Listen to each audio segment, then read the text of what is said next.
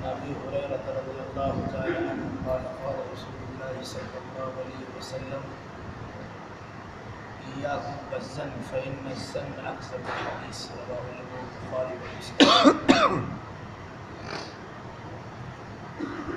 مختصر حمد و صلات کے بعد رسول اکرم صلی اللہ علیہ وسلم کی حدیث پڑھی گئی ہے. اس حدیث کی راوی یعنی روایت کرنے والے حضرت بخاری حضرت ابو ہریرہ رضی اللہ تعالیٰ عنہ ہے اور اس روایت کو نقل کیا ہے اپنی کتاب میں امام بخاری اور امام مسلم رحمہ اللہ نے. یہ حدیث الفاظ کے اعتبار سے بڑی چھوٹی ہے لیکن معانی کے اعتبار سے بڑی اہم حدیث ہے اور اکثر و بیشتر لوگ جس مرض کے اندر مبتلا ہے اس مرض کی نشاندہی کی گئی ہے اور اس سے بچنے کی تلقین اور تاکید کی گئی ہے. یقیناً اگر کوئی انسان اس قسم کی چیزوں سے اپنے آپ کو بچا لیتا ہے تو ایک بہت بڑے گناہ کی چیز سے اپنے آپ کو محفوظ کر لیتا ہے. فرمایا رسول اکرم صلی اللہ علیہ وسلم نے ایاکم والظن، اپنے آپ کو بدگمانی کرنے سے بچائے رکھو. فإن الظن أكذب الحديث، اس لیے کہ بدگمانی کرنا بہت بڑی جھوٹ بات ہے. اس حدیث کے دو حصے،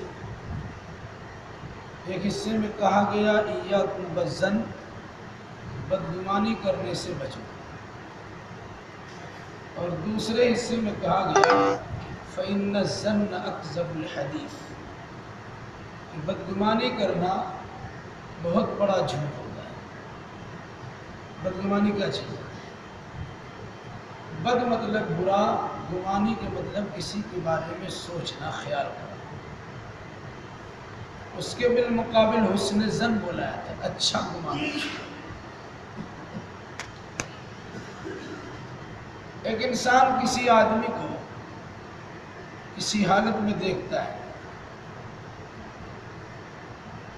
اس کا صحیح شعور اور صحیح علم نہ ہونے کے باوجود وہ انسان اس کے بارے میں مختلف قسم کا تخمینہ لگاتا ہے اور پھر اس کے بعد اس غلط قسم کے خیالات پر ایک باضابطہ بنیاد کھڑی کرتا ہے اور پھر اس کے بعد اس کے بارے میں اس طرح بدگمان ہوتا کہ لاکھ اسے ان کے دل سے کھرچ کے نکالنے کی کوشش کی جائے تو بدگمانی دور نہیں ہوتی. اس موقع پر اللہ کے نبی صلی اللہ علیہ وسلم نے ایک جانب بدگمانی کرنے سے پرہیز کرنے کا حکم دیا گیا، دوسری جانب اپنے عمل سے یہ ثابت کیا ہے کہ بظاہر کوئی ایسا عمل نہ کرو کہ جس کو دیکھ کر انسان بدگمانی کے اندر مبتلا ہو.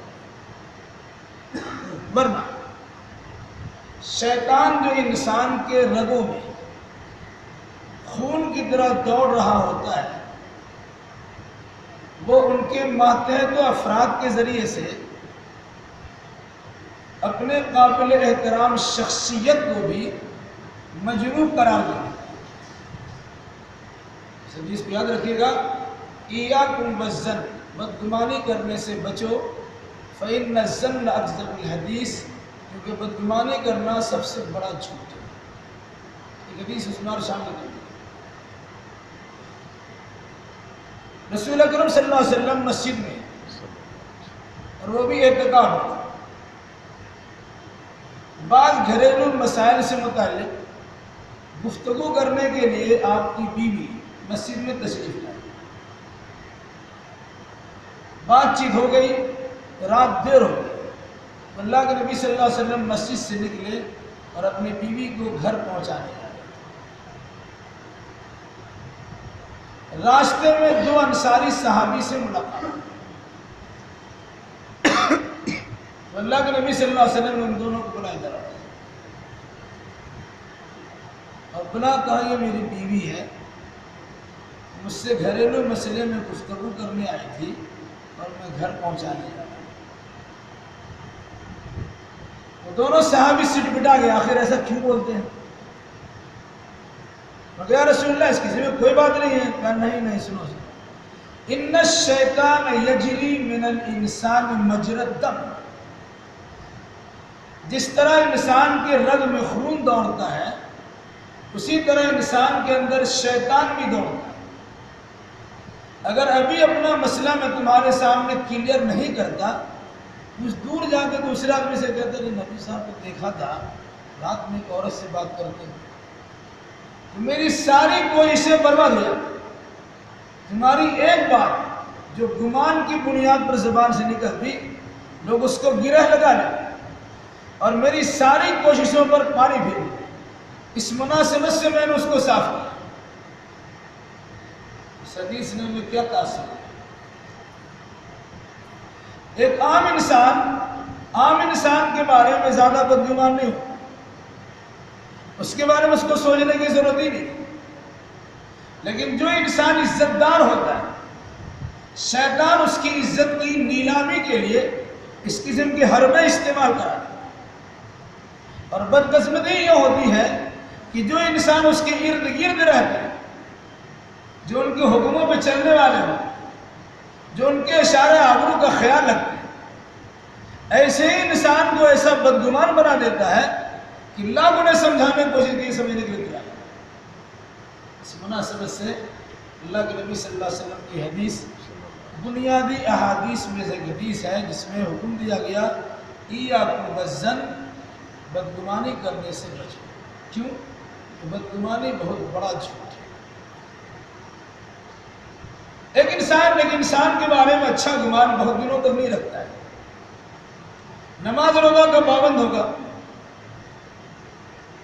تلاوت قرآن کرنے والا، مناجات کرنے والا ہوگا، ذکر و اذکار کرنے والا، تہجد گزاری، شب بیداری کرنے والا، اس کے بارے میں انسان زیادہ اچھا گمان نہیں رکھتا۔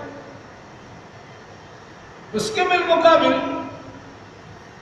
بدگمانی کا معاملہ یہاں تک آتا ہے کہ وہ رائی کو پہاڑ بنا دیتا ہے اور تیر کو تار بنا کے پیش کرتا ہے، جس کو کہتے ہیں بات کا بتنگر بنا۔ چھوٹی چھوٹی باتوں میں اتنا مرچ مسالہ لگا کے پیش کرتے ہیں کہ ایسا محسوس ہوتا کہ وہی سب کچھ ہے اور باقی اس کے علاوہ سب ہے۔ رسول اکرم صلی اللہ علیہ وسلم نے بدگمانی کرنے سے منع کیا۔ اب ایک انسان اچھا کھاتا ہے، اس کے بدن پہ اچھا کپڑا ہے، اب اس کے ٹوہ میں لگ جائیں گے لایا کہاں سے؟ یہ ٹھاٹ باٹ سے کیوں رہتا ہے؟ اتنا خوش و خرم کیوں رہتا ہے؟ جب اس کے چہرے پر ملال نہیں ہوتا، وہ غمزدہ نہیں ہوتا، وہ پریشان حال ہونے کے باوجود خوش رہتا ہے، آخر ماجرا کیا ہے؟ اب آدمی اس میں الٹی سیدھی حرکتیں کرنا شروع کر اور سوچ پر سوچ کرتا چلا ہے اور ایسی سوچتا ہے کہ انسان اس کو پورے طور سے اپنی نگاہ سے گرا ہی دیتا، کچھ نہ کچھ ضرور گھوٹالا ہے۔ اور یہ عام انسان کی بات نہیں ہے، صحابہ کرام کے دل و دماغ کے اندر بھی ایسی بات ڈالی۔ عمر ابن خطاب رضی اللہ عنہ جبہ پہن کے ممبر پہ چڑھے، سوال ہو گیا لایا کہاں سے آپ؟ مال غریبت میں ایک چادر ملی تھی، اتنا لمبا کپڑا کہاں سے لا لیا؟ کہ میرا جواب میرے پاس نہیں ہے، میرا بیٹا کھڑا ہو کے جواب دے گا۔ انہوں نے کہا ایک چادر ان کو ملی تھی، ایک چادر مجھے ملی تھی، میں نے اپنے ابا کو حوالہ کر دیا، انہوں نے دونوں چادر ملا کے جبہ تیار کر دیا۔ تو بدگمانی کرانے پر جب شیطان آتا ہے تو نبی کو چھوڑتا نہ خلیفہ کو چھوڑتا ہے، لیکن آج ہمارا حال کیا ہے؟ ہم شیطان کو اپنا دوست بناتے ہیں، اس کا اعلیٰ کار بن جاتے ہیں، ان کی چکنی چپٹی باتوں میں چلے آتے ہیں۔ انسان نما شیطان آپ کے پاس رہتے ہیں، وہ کسی کے بارے میں بدگمانی کا شوزہ چھوڑتا، آپ سنتے چلے جائیں، بیٹھیے آپ گھنٹہ 2 گھنٹہ مسجد میں بیٹھ کر آپ سنتے چلے آئیے۔ رہا معاملہ اچھائی کے سننے کی بات، تو اچھائی سننے کی تو آپ کے پاس فرصت نہیں ہے، کیا میں ہمیشہ تعریف کرتا ہے، جب سنو تو اس کی تعریف کرتا ہے، تو تعریف سننے کا وقت نہیں رہتا، لیکن برائی سننے کے لیے پورا وقت آپ کے پاس رہتا ہے۔ اللہ کے نبی صلی اللہ علیہ وسلم نے حدیث یاد رکھیے، ایاکم والظن، بدگمانی کرنے سے بچو، کیونکہ بدگمانی بہت بڑی جھوٹ چیز ہے، اور اس کا انجام کتنا خطرناک ہوگا کہ خواہ مخواہ بدگمانی سے دوچار ہونے کے نتیجے میں اپنے آپ کو جہنم کے ایندھن بنا دیں گے، اور جس کے بارے میں آپ نے بدگمانی کی ہے اگر اس کی خطا اور غلطی رہی بھی ہوگی تو اللہ تبارک و تعالیٰ تمہارے اس برے عمل کے نتیجے میں اس کی خطا کو بخش بھی سکتا ہے اور تم گناہ گار بن کے جہنم میں جا سکتے ہیں۔ اللہ ہمیں اور آپ پر جملہ مسلمانوں کو بدگمانی سے بچائے اور حسن ظن رکھنے کی توفیق برابر فرمائے۔ قول قولی ھذا واستغفر اللہ لی ولکم ولسائر المسلمین۔